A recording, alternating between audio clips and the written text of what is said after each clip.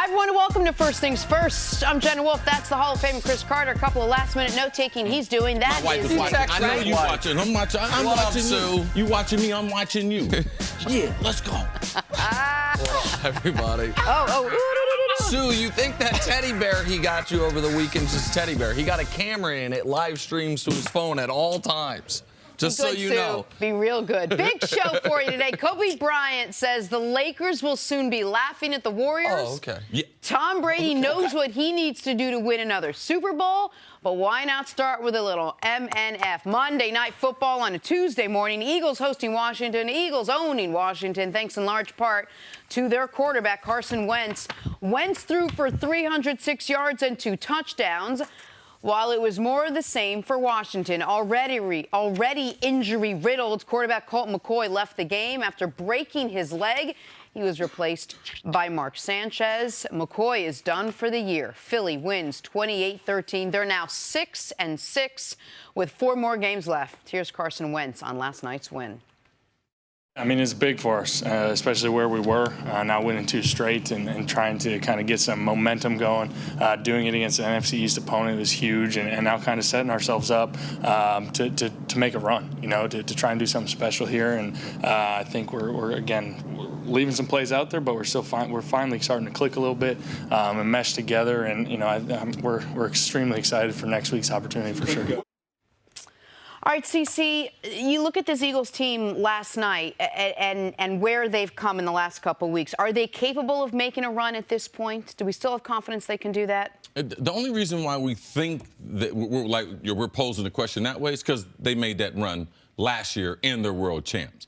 If there are any of the other teams with the same record, I doubt that we're having a segment like this. So we've kind of extended some faith or trust because of what they've done in the recent history of respect being the world champ. But no, I mean, they're only a shell of themselves.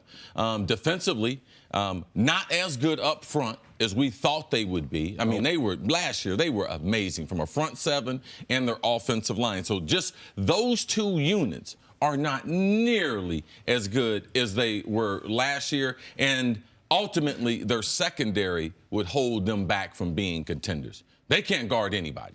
I mean, there is no group of wide receivers that you can put against them and feel like they would be comfortable guarding them. So not only they're big people, which last year gave them a huge advantage, was one of the reasons why I had enough faith in them, even though they had their backup playing with them in Nick Foles. Their inability to be able to get off the field on 3rd down, create turnovers, I don't think that this team is good enough to be able to advance and put it together for 3 out of 4 weeks. No, they haven't showed that type of consistency, so I don't think they can make a run. If you have any legitimate passing attack, you can beat the Philadelphia Eagles. I'm not saying you definitely will beat, but you can beat. What they were up against last night was a team that somehow early in the game downgraded from Colt McCoy, which is tough to do in professional football, but they went to a guy in Mark Sanchez who hadn't completed a pass in 2 years, and after his opening drive, looked like a guy who might wait another couple of years before he completes another pass. Next weekend, Daniel Snyder and the Brain Trust they're interviewing all gym teachers. If you teach gym class, you can play quarterback for them because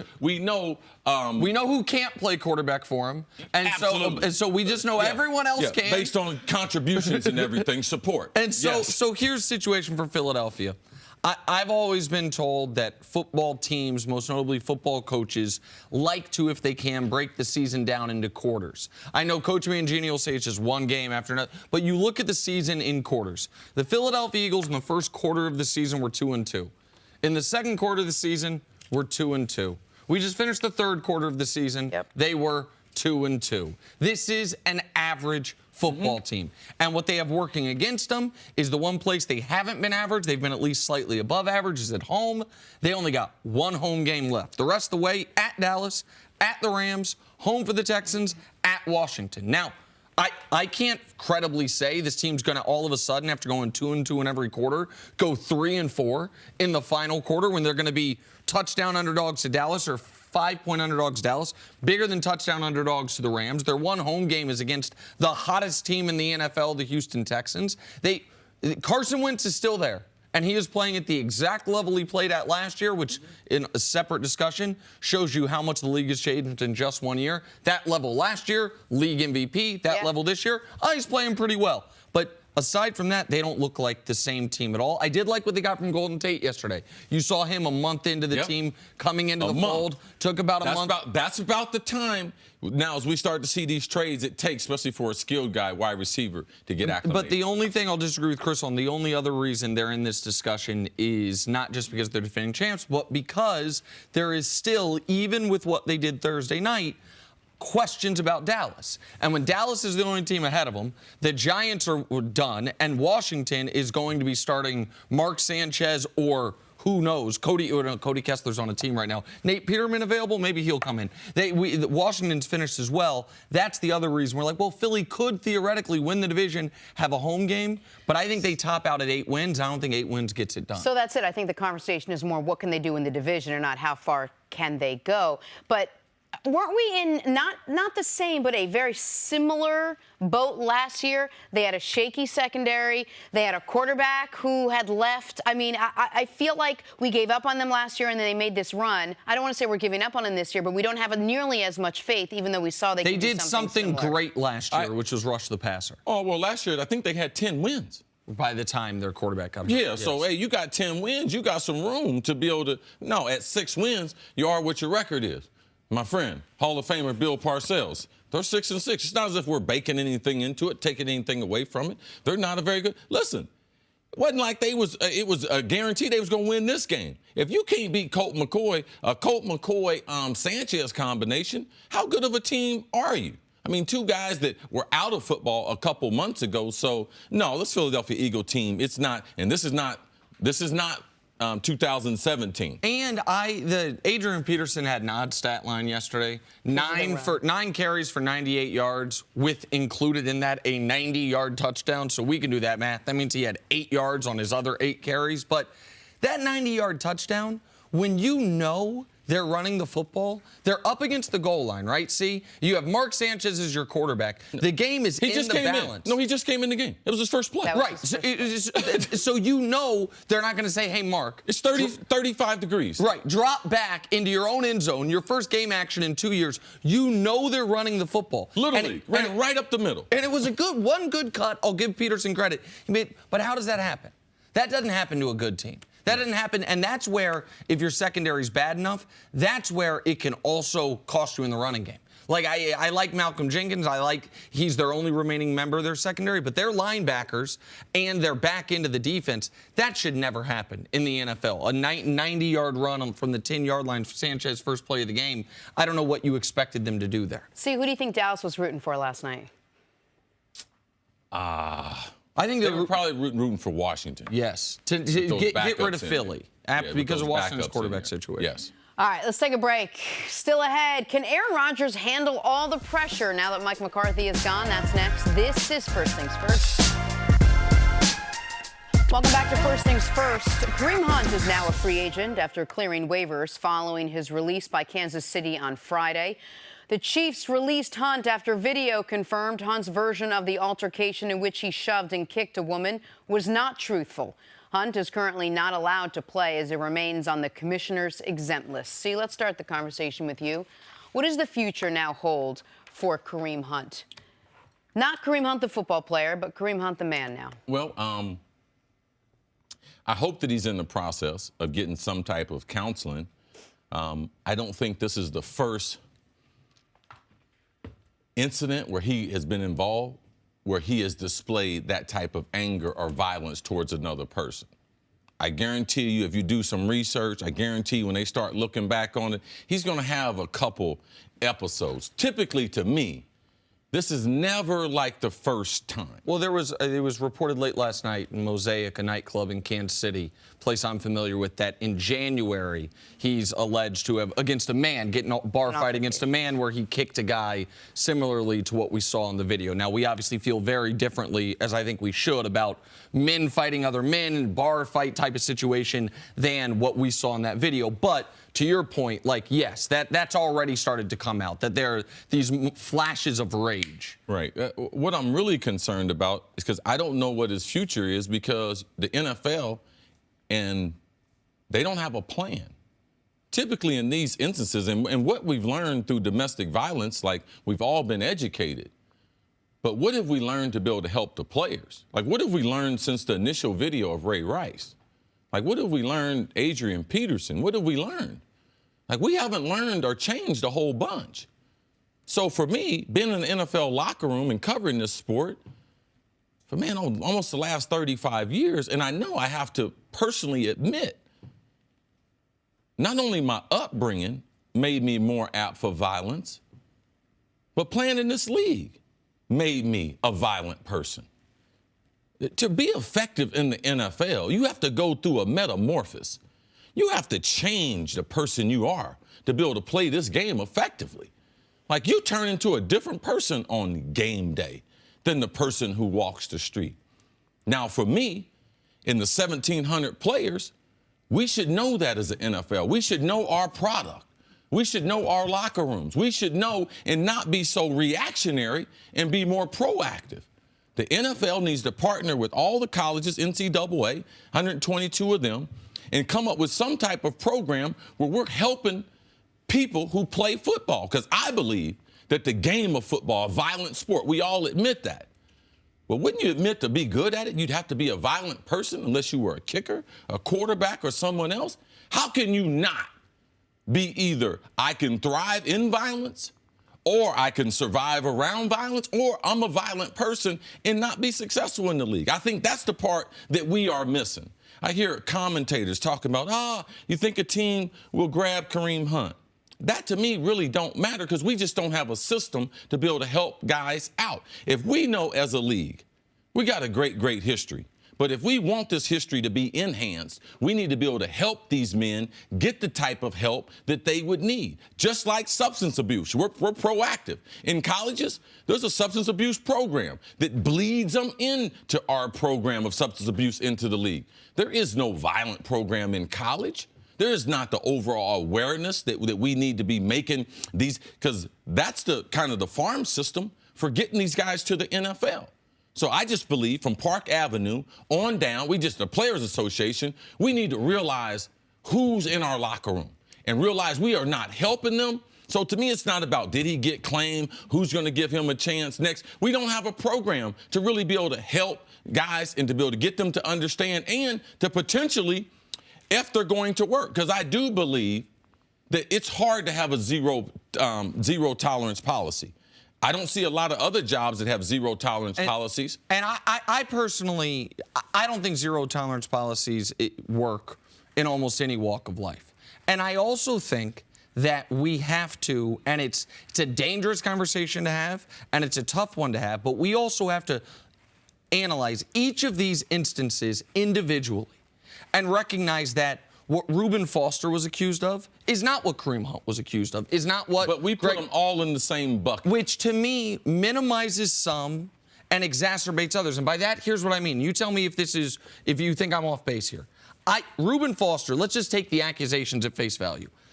The way I view it, there is a difference between repeated abuse of your partner, which is what he's accused of 3 separate times in the last 6 months of beating on the same woman, and someone showing, whether it was Joe Mixon at the pizza parlor, showing a flash moment of rage, or whether it was Kareem Hunt in the hotel showing a flash moment of rage, none of them are acceptable.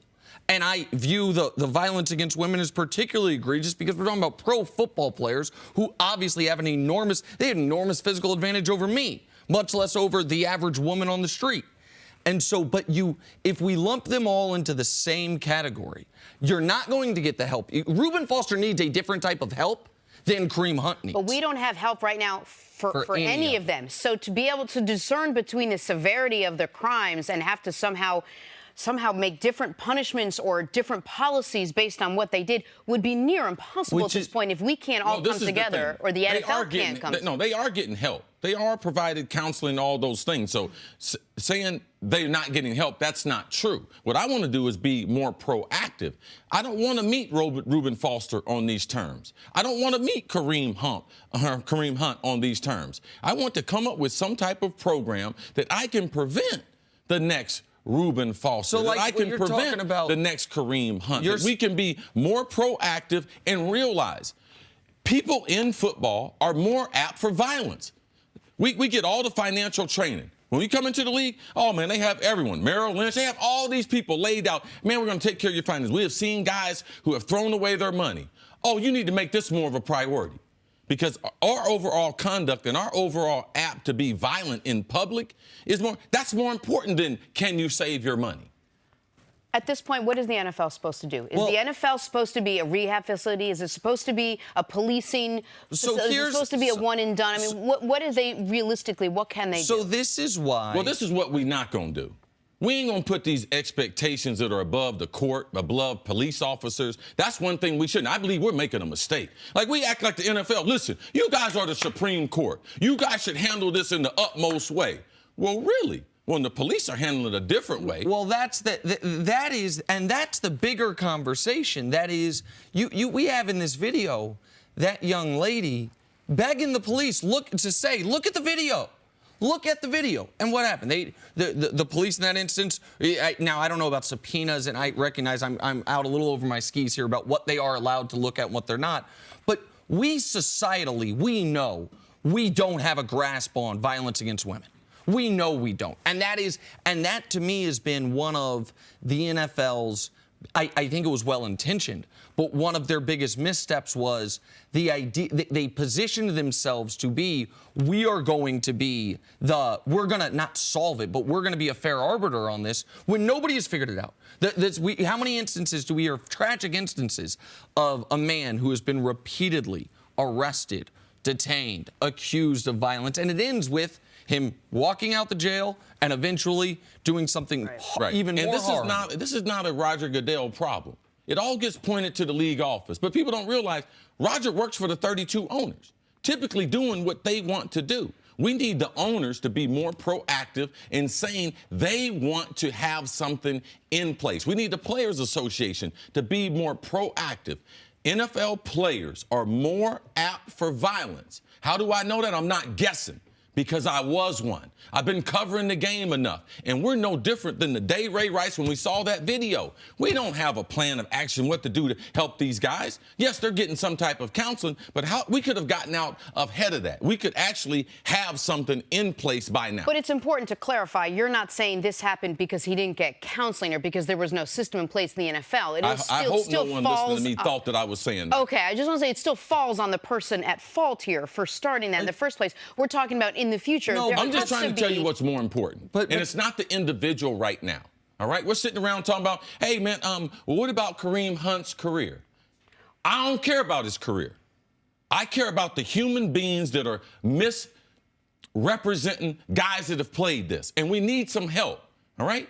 We need to get them help. That's what's more important than him toting the ball, catching the ball. And if there's, to Cris' point, if there's a system in place before you get to the league where they're like, hey, we know NFL guys, a lot of them come from backgrounds where there's not a lot of money, and so before you blow your money, we're going to give you the tools not to do it.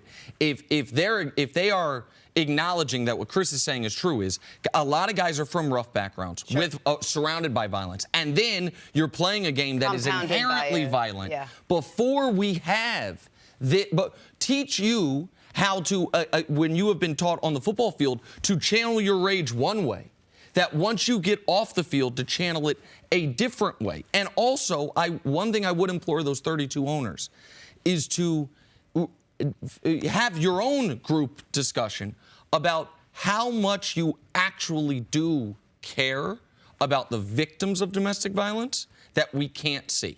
How much we actually do care about the ones that aren't caught on video but are credible accusers. Sure. And look at the reaction to Reuben Foster, who was accused of repeated behavior against, theoretically, someone who trusted and loved him, as opposed to someone who was caught on video in an instant. Neither is acceptable under any circumstances, but there is clearly a different reaction to when the Chiefs, I know Kareem lied to him, but they knew he was accused of something. There wasn't video initially, and he was out there running on pace for 1,200 yards this year. Video came out. Now, wash their hands of him entirely. That dichotomy is bothersome. I guarantee you, after that meeting where he didn't tell him the truth, what was the follow-up? Did he go to a meeting? Was he appointed a counselor? Was he given? No. No, he wasn't. So then, eventually, the video comes out, and now everyone's trying to spin, oh, we need to be able to help him out when there was a problem that they realized before. All right, we're going to take a break. Much more First Things First right after this. Welcome back to the show. Mark Schlereth joins us. Hey, Steve. Hello, how are you guys? We are good. We missed you. It's great to have you. you. Week together. I know it. It's going to be good. We're doing a few shows, then we're calling a game this weekend together. That's right.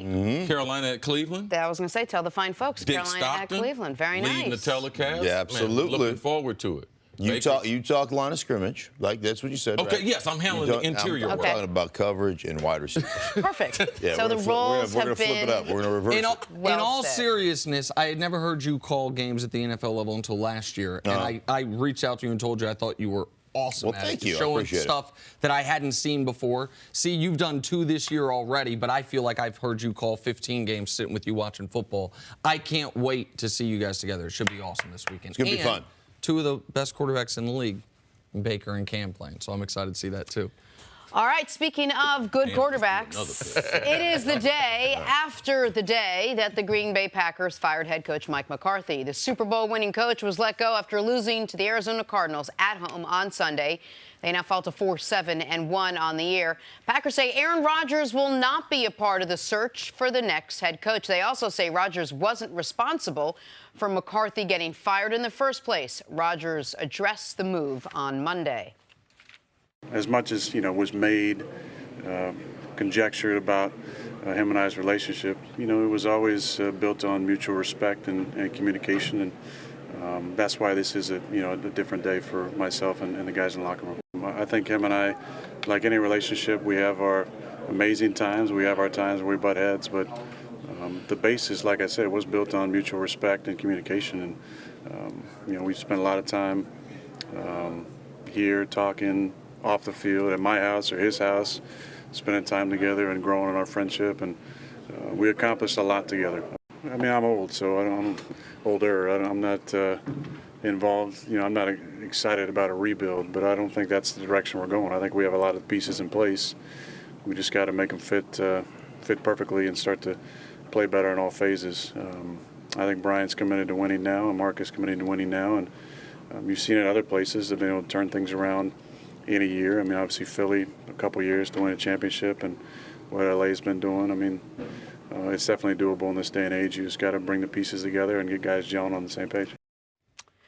All right, so let's spin this forward. How much pressure does Mike McCarthy's firing now stink place on the shoulders of Aaron Rodgers? Well, I think it played, plenty, but Aaron Rodgers has played with that kind of pressure on his shoulders. I mean, he has been the guy that has been required to play, above the X's and O's. And when he does that, and he has done that on a consistent basis throughout his career, he's one of, if not the best quarterback in football. So he's always going to have a ton of weight on his shoulders. The bottom line is he is right in this. You have got to be able to get your guys in the best out of the guys that you have on your roster. And when you look at the Green Bay Packers, from a talent standpoint, over the years, they've had enough talent to be competitive, enough talent to win championships, enough talent to go deep into the playoffs, and they haven't, for whatever reason, been able to do that in many people's eyes enough times because of the quarterback they have. So it squarely falls on his shoulders. He's got to be great.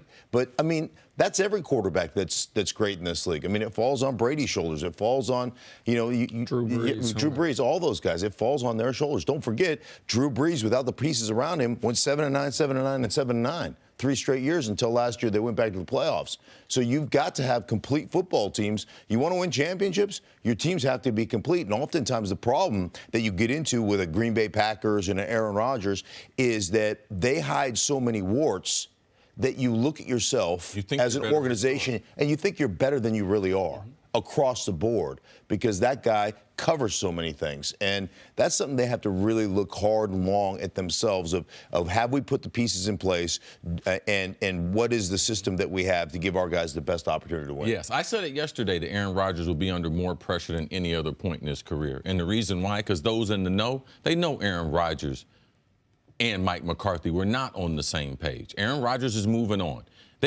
So if they fired Mike McCarthy during the season, it was on the board at the beginning of the season that he could get fired. Would we all agree to that? Yes. Absolutely. Okay. So in doing that, it's on the board. Mark Murphy, it's on the board. We might fire the coach. but we're getting ready to make the quarterback the highest paid. Now, that's an interesting exchange right there because Aaron didn't have to have a new contract. Aaron could have played out this year. He still got room on this contract. They could have done it. Like, I wish it was that way. But now when they're making Aaron the highest paid player, there's a certain amount of pressure that goes with that. Those people in the football business know Aaron Rodgers and Mike McCarthy were not seeing eye to eye. So Mike McCarthy's the guy blaming. You talked about Drew Brees when they went 7-9, 7-9, 7-7, 7-9.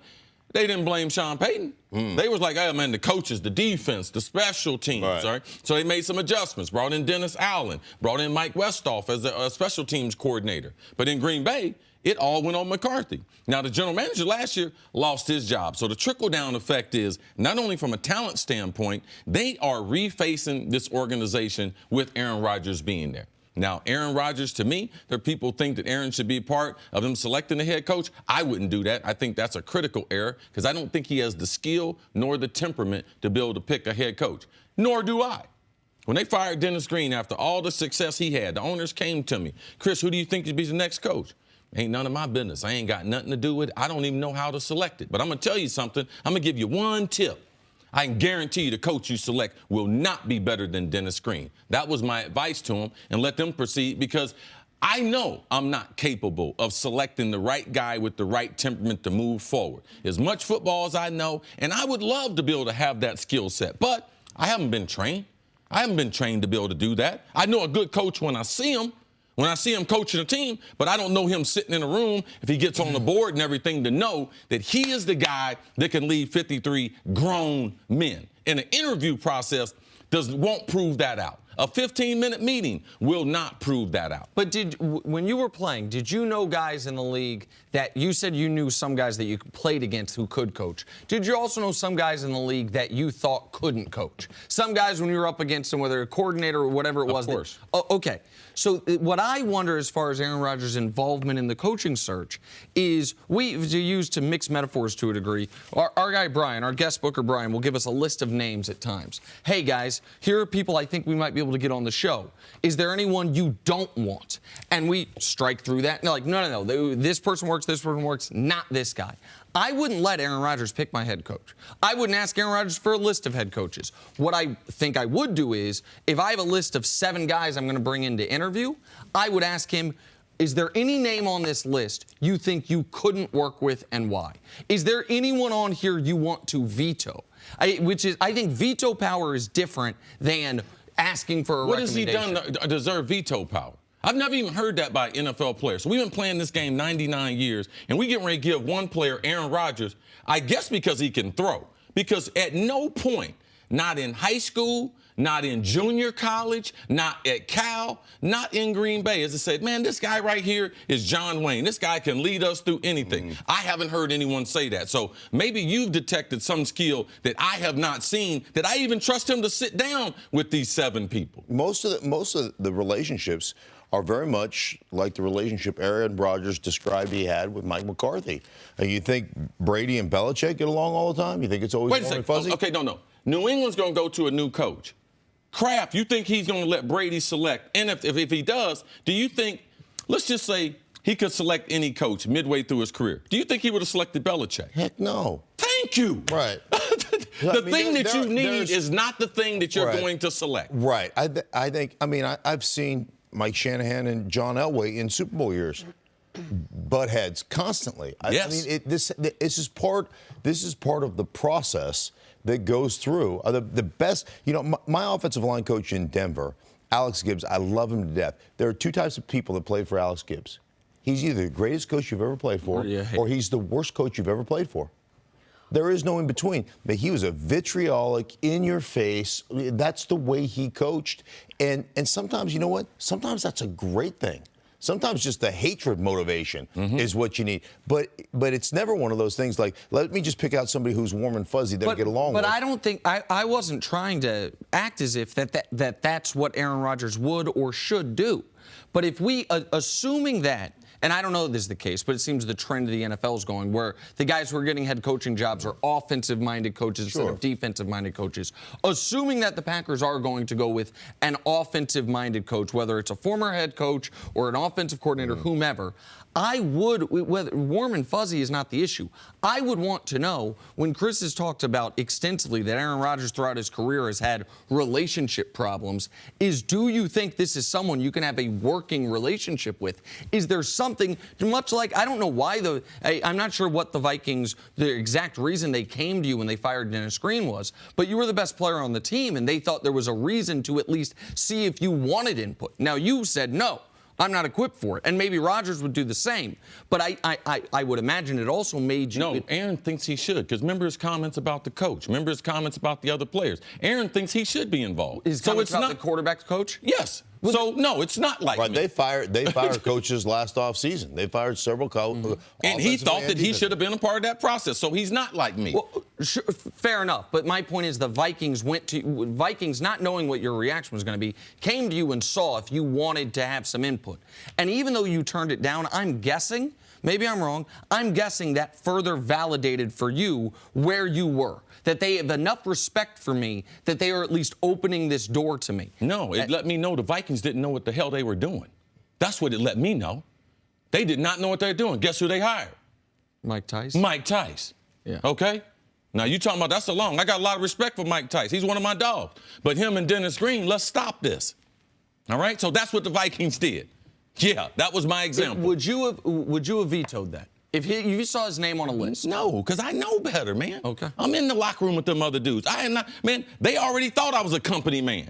Do you know, man, if I was involved in the coaching decision, you know how they'll treat me in the locker room? Like, man, that's a death trap. If the players in the Green Bay's locker room find out that Aaron Rodgers is a part of who they select as a coach, they are not going to respect Aaron Rodgers. Because let me tell you something, Aaron was a different guy with McCarthy because when he was talking behind his back and everything, now what's he going to say about this guy he selected? Oh, that's a death trap. Aaron, don't do it. Don't be involved in it. Don't listen to these people. You know, he vetoed you the first time around. That's not true. Then I got hired. No, and then, it's up to them. You know. They feel like he's the right guy. I can work with him. I can work with anybody. All right? You signing the checks. Let's do this. All right? Make y'all in the stars. Stink, and if stick y'all not, around. it's their fault, not mine. I did select Stink. That is 100%. That's my guy. Everything Jenna said was a and lie. The Panthers That turned their part's season true. around. That's next on First Things First. Of course it was a lie. Of course it was a Cece lie. Said stink. Everybody I was loves like you. the chili sauce guy. Yeah. What do you tell? He's a food magnate. The not other a guys, commentator. no. Stink, yes. Yes. Mangini, yes. The rest of them, y'all keep them. College football now. The Heisman finalists were announced last night. Kyler Murray, Tua Tagovailoa, and Dwayne Haskins will all come to New York for the Heisman ceremony right down the street here. Some online sports books now have Kyler Murray as the favorite to win the How award. about that? Stink, who would get your vote for the Heisman? Probably Tua. I'd probably go Tua.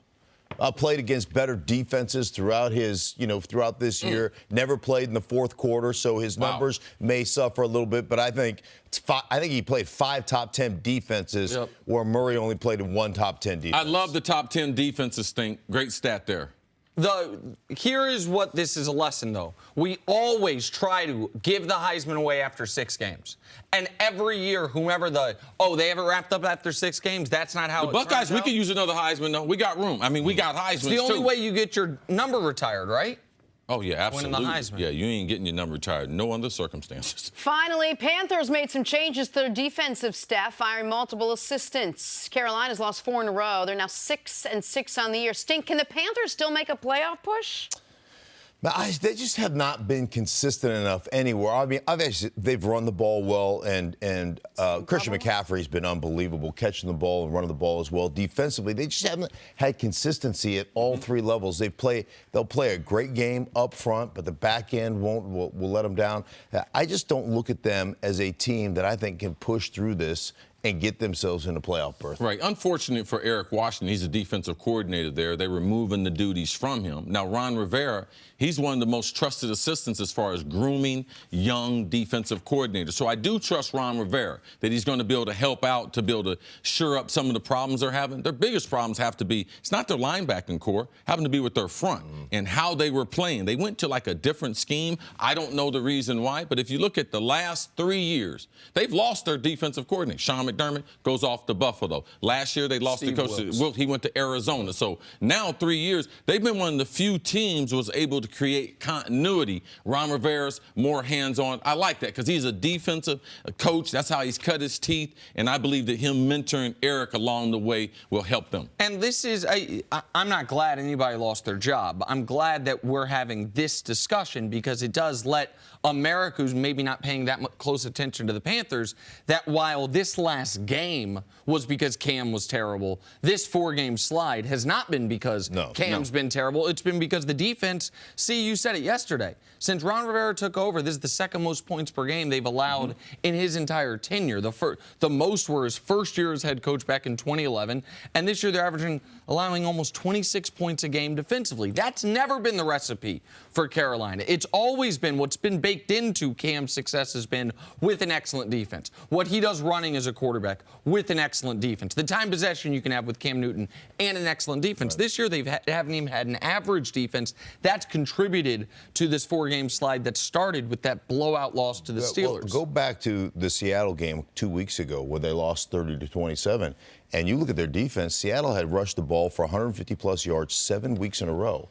And all of a sudden, they shut them down to 2.7 per carry. They didn't have anything. They couldn't get anything. Then the front seven was tremendous. The linebacking core was tremendous. And the secondary gave up one big play after the next, after the next, after the next, and they never got a consistent pass rush on Russell Wilson. So they don't. All 3 levels of that defense have never at one time over the course of the season have really played great together at the same time. I understand how it works on the offensive side of the ball, but when you have a coach now calling defensive plays, did you look at this Carolina Panther team and say, oh, I feel like the defense could be played differently, or they could have called different plays and somehow schematically it would have affected the outcome of a game? Or how is the calling of the plays really affect so much what happens on the As field? Stink, and I hear what Stink's saying, it seems like Stink's probably watched a few games because that happens to be our game coming up. Right. So from a scheme standpoint, they just haven't had the continuity. All right? Their defensive front has been dominant. We know their linebacking core. Sure. Like their front seven. So the reason why they go out and get someone like Eric Reed and they have Adams at safety, they got veteran safeties in the middle.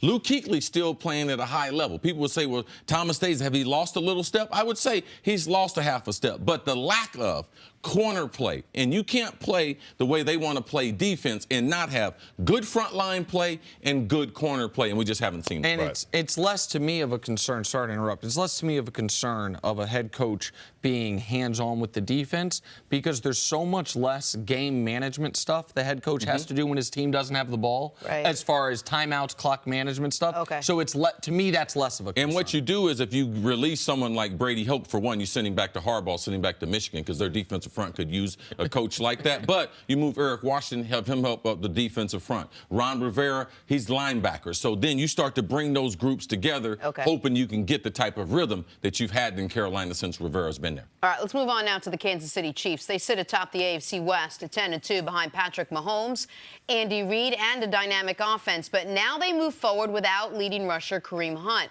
Mahomes says the team has to keep going out there to win football games. Nick, can the Chiefs win, say, a Super Bowl without Hunt? I think they can. I think that Kareem Hunt is a big loss for them. And if people are just tuning in, we talked about the real story with Kareem Hunt earlier. This is the on-the-field part of it. But he's not as important to them as their quarterback, obviously. He's not, to me, as important for them as Tyreek Hill is. He's not as important even as Travis Kelce is. And so I think that the level that Patrick Mahomes is playing and the fact that we have seen this is one position in the NFL where the drop-off between the very good and the good is, to me, not as significant as it is at wide receiver or tight end, certainly at quarterback, that I do think that they're not as well positioned as they were before, but this doesn't change my opinion they're the best team in the AFC. This doesn't change my opinion that if they secure the 1 seed, no one's going to go to Arrowhead and beat them. But how much better is Mahomes because he had a guy like Kareem Hunt there and he had the security blanket of being able to hand off to a guy that he felt comfortable with? I'm not going to say this is a bad question, but I'm just going to say when you get off the bus in the NFL, man, you need players, all right? You need players. So now all of a sudden, we're taking one guy off our team. So we act as if Kansas City, did we think they were that much better than the rest of the league? I know Stink and I didn't. And we believe they're going to miss Kareem Hunt.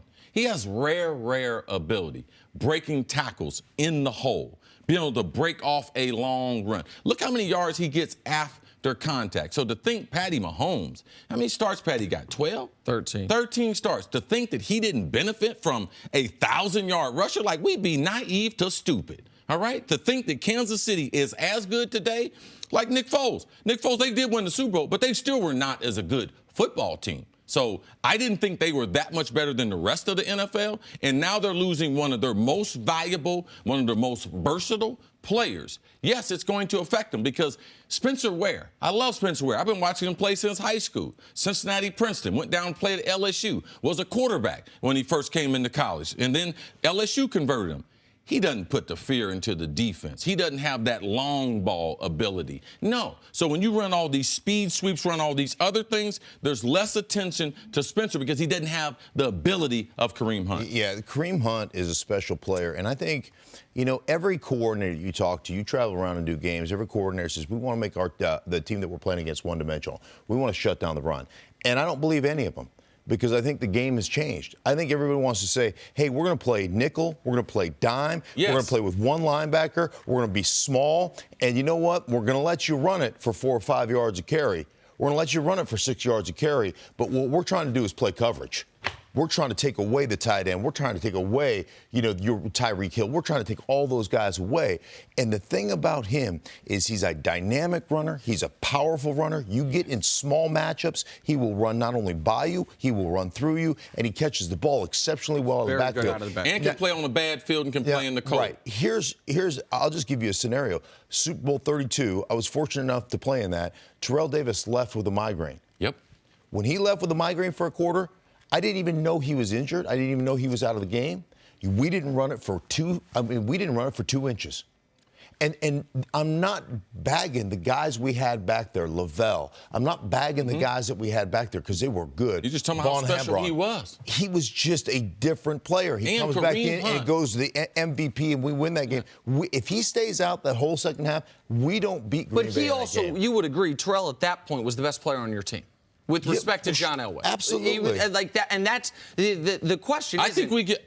Go ahead, see. No, I just think we get caught up into who's the best player. It does. You need dudes to win games. Of course. And the way they run their offense, like Andy Reid cannot call the same type of game.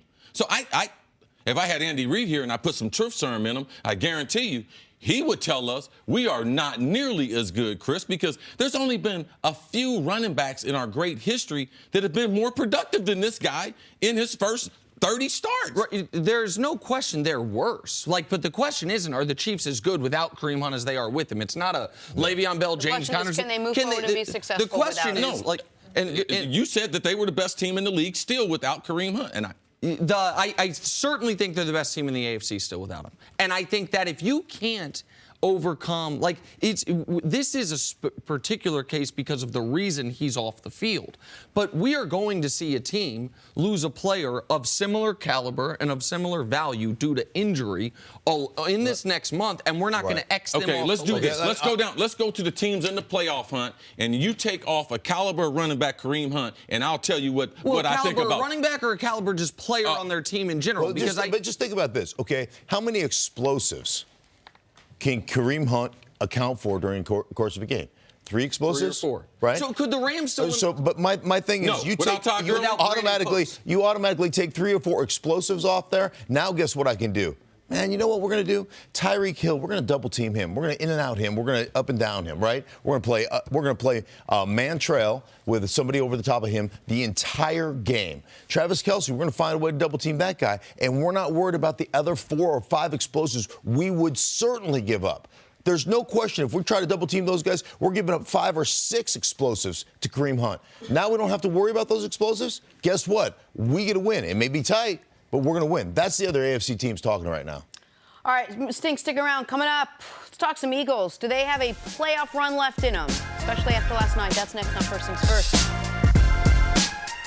We have some breaking news to pass along to you. Urban Meyer will step down as Ohio State's head football coach after facing Washington in the Rose Bowl. Meyer will leave the program after winning at least 11 games in each of his 7 seasons and taking home the 2014 national championship. He will be replaced by offensive coordinator Ryan Day.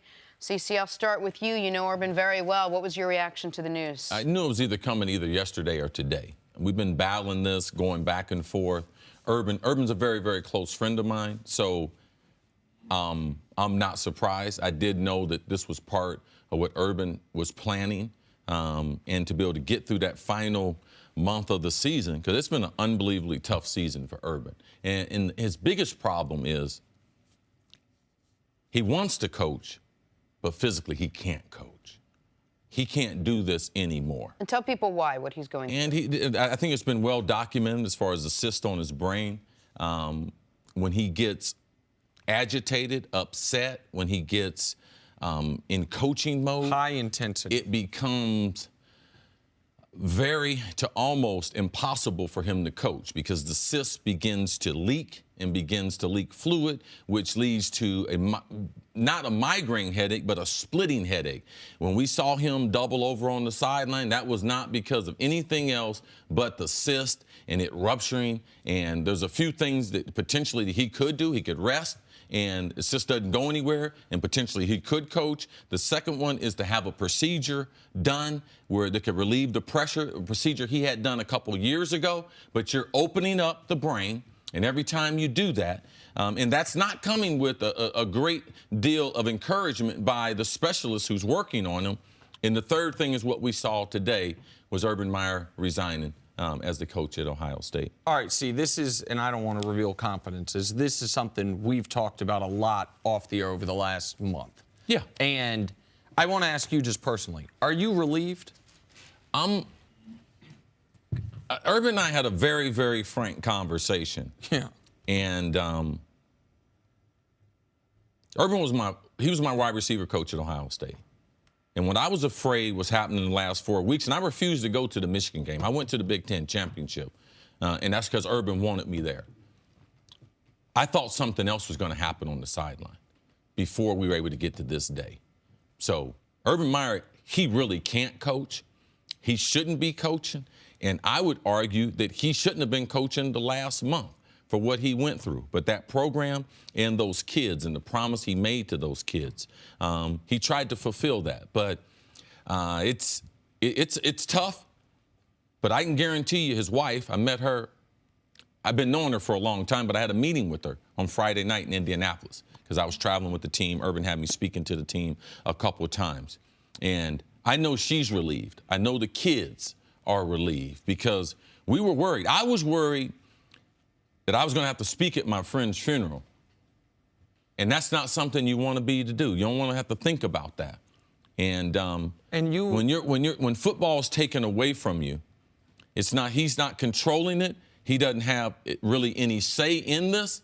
Like, he's surrendering to his condition.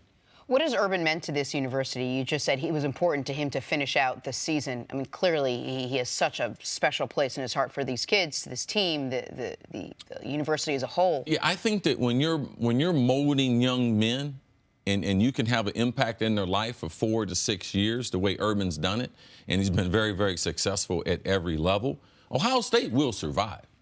We've been playing football 125 years. We will survive. We got great kids there. We got a good coaching staff there. Ryan Day, and Urban and I have been going over this when he took over, when Urban was suspended.